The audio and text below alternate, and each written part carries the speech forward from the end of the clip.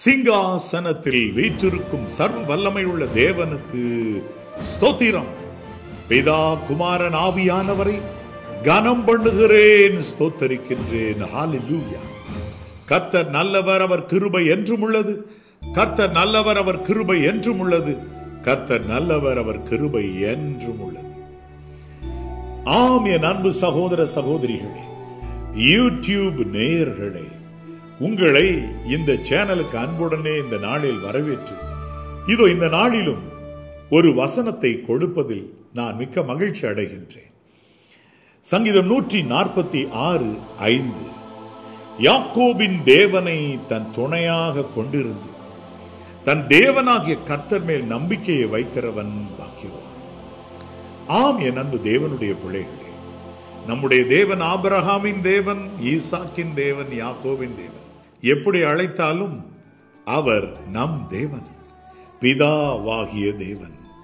ஆம், என் அன்பு தேவனுடைய பிள்ளைகளே, இப்படி இருக்க யாக்கோபின் தேவனை தனக்கு துணையாக கொண்டிருக்கிற மனுஷன் பாக்கியவான். தன் தேவனாகிய கர்த்தர் மேல் நம்பிக்கை வைக்கிறவன் பாக்கியவான். பாக்கியமுள்ள வாழ்க்கை எனக்கு வேண்டும் என்று சொல்லி நீங்கள் விரும்புவீர்களானால் யாக்கோபின் தேவனை உங்கள் துணையாக கொள்ளுங்கள். இதோ நான் உனக்கு துணை நிற்கிறேன் என்று கர்த்தர் சொல்லுகிறாரே. இயேசு மகாராஜா இந்த பூமியிலே மரித்துயிர் தெழுந்த பொழுதும், ஆம், பயப்படாதிருங்கள், உங்களுக்கு சமாதானம் என்று சொல்லி திடப்படுத்தி அவர்கள் மத்தியிலே நின்றார். ஆம், உங்களுக்கு கர்த்தர் துணை நிற்கின்றார். ஆகவே அவர் மேல் நீங்கள் நம்பிக்கை வையுங்கள், அவரை உங்கள் துணையாக கொண்டிருங்கள். இந்த ரெண்டையும் செஞ்சா நீங்கள் பாக்கியம் உள்ளவர்கள். பார்த்துக்கிடுங்க. அப்ப நான் வேற யார் மேல நம்பிக்கை வைக்கிறேன்? பிரபுக்கள் மேலும் மனிதர் மேலும் நம்பிக்கை நீங்க வச்சிருக்கலாம். சங்கீதம் 146:3-4 சொல்லுகிறது, பிரபுக்களையும் ரட்சிக்க திராணி இல்லாத மனுபுத்திரனையும் நம்பாதே. மனுபுத்திரர் உண்மையில் தேவனுடைய பார்வையில் உங்களுக்கு ரட்சிக்க திராணியே இல்லாதவர்கள். அவர்கள் மேல் நம்பிக்கை வைத்து வாழாதிருங்கள். நீங்கள் தேவனை உங்கள் துணையாக கொண்டு அவர் மேல் நம்பிக்கை வையுங்கள். அவர் என்ன செய்கிறார் இந்த உலகத்தில்? நம்பர் 1, வேதவசனம் என்ன சொல்லுகிறது?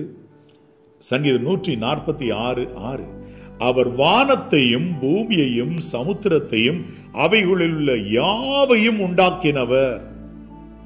எல்லாவற்றினுடைய மேக்கர், சிருஷ்டிகர், சர்வ சிருஷ்டிகர். வானம், பூமி, சமுத்திரம், அதில் உள்ள எல்லாவற்றையும் சிருஷ்டித்தவர்.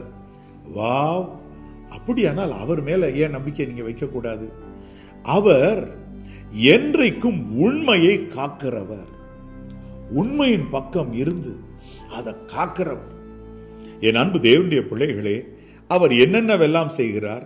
7ஆம் வசனம், அவர் ஒடுக்கப்பட்டவர்களுக்கு நியாயம் செய்கிறார், பசியாய் இருக்கிறவர்களுக்கு ஆகாரம் கொடுக்கிறார், கட்டுண்டவர்களை கர்த்தர் விடுதலையாக்குகிறார், குருடர்களின் கண்களை கர்த்தர் திறக்கிறார், மடங்கடிக்கப்பட்டவர்களை கர்த்தர் தூக்கி விடுகிறார், நீதிமான்களை கர்த்தர் சிநேகிக்கிறார், பரதேசிகளை கர்த்தர் காப்பாற்றுகிறார், அவர் திக்கற்ற பிள்ளையையும் விதவையையும் ஆதரிக்கிறார், துன்மார்க்கரின் வழியையோ கவிழ்த்து போடுகிறார். பாருங்க, மற்ற எல்லாருக்கும் ஆதரவு, துன்மார்க்கனுடைய வழியை மட்டும் தேவன் கவிழ்த்து போடுகிறார்.